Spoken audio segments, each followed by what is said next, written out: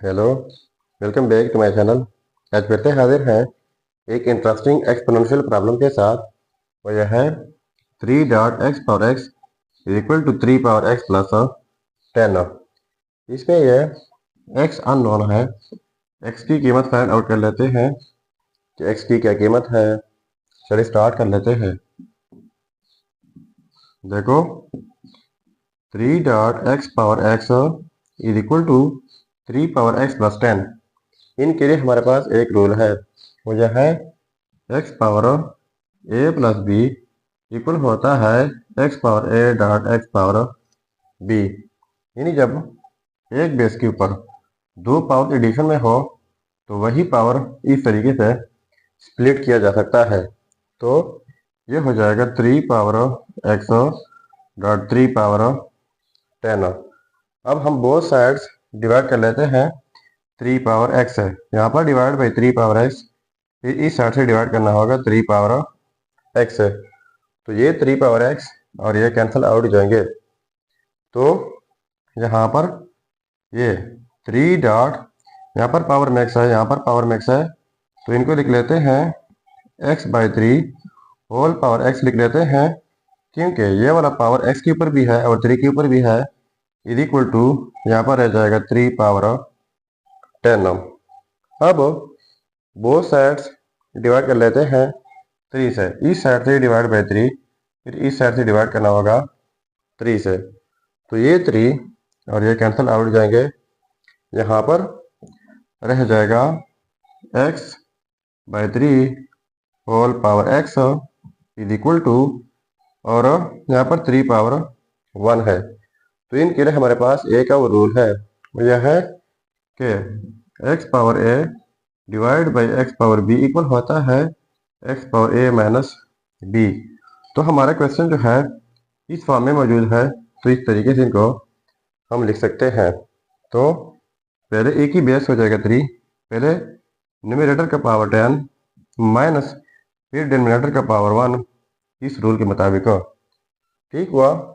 तो देखो x/3 whole power x is equal to 3 power 10 minus 1 9 हो जाएगा।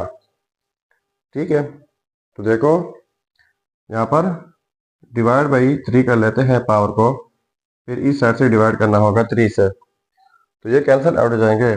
3 × 3 3 × 9 हो जाएगा। तो ये हो जाएगा x/3 whole power x/3 is equal to 3 power 3।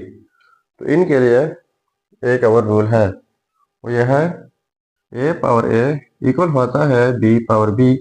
जब इस तरह का सिचुएशन बन जाए कि जो बेस हो पावर वही हो, यहाँ पर जो बेस पावर वही बीच में इक्वलिटी हो, तो इस सूरत में एक ही जोड़ा लिखा जाता है। तो ये भी हो जाएगा x/3 इज इक्वल टू 3।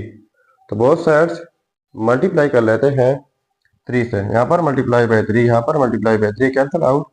तो x इज इक्वल टू हो जाएगा 3 3 9। सो ये रहा हमारा फाइनल रिजल्ट।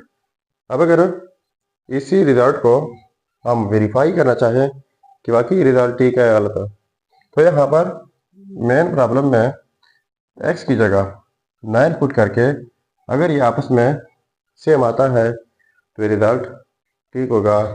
चलिए अब हम इनका वेरिफिकेशन कर लेते हैं। देखो यह है रिजल्ट। अब हम इस रिजल्ट का वेरिफिकेशन कर लेते हैं। तो वेरिफिकेशन 3.x, तो x की जगह 9, पावर में x तो पावर में 9 is equal to 3 power x, तो x की जगह 9 प्लस 10। ठीक है, तो देखो 3.9 की जगह लिख लेते हैं 3 पावर 2, जो कि इक्वल होता है 9 का होल पावर, ये वाला 9 is equal to 3 power 9 plus 10, ये हो जाएगा 19। ठीक है, तो इनके लिए हमारे पास एक रूल है, यह है कि जब एक बेस के ऊपर दो पावर हो तो दोनों पावर आपस में प्रोडक्ट होते हैं। तो यहाँ पर 3 डॉट, ये 3 जो है इनके ऊपर 2 पावर है, एक 2 है दूसरा 9 है, तो 3 हो जाएगा और 2 9 दर हो जाएगा 18 इज इक्वल टू 3 पावर 19।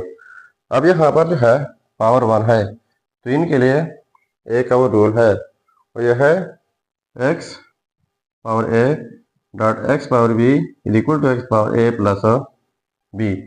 पहले मैंने बताया इस रूल के मुतालिक कि जब सेम बेसिस और डिफरेंट पावर हो, बीच में प्रोडक्ट हो, तो एक ही बेस लिखा जाता है इनमें से और इनका पावर 8 किया जाता है। तो यहाँ पर एक ही बेस लिखकर इनके पावर 8 हो जाएंगे 1 plus 18 is equal to 3 power 19। तो 3 पावर 1 प्लस 18 19 हो जाएगा इज इक्वल टू 3 पावर 19। तो देखो ये आपस में सेम आ गए, तो इसका मतलब ये हुआ कि ये रिजल्ट 100% ठीक है। तो ये था हमारा प्रॉब्लम। अगर चैनल पर नए हैं तो सब्सक्राइब कीजिएगा। मिलते हैं नेक्स्ट वीडियो में। अल्लाह हाफिज़।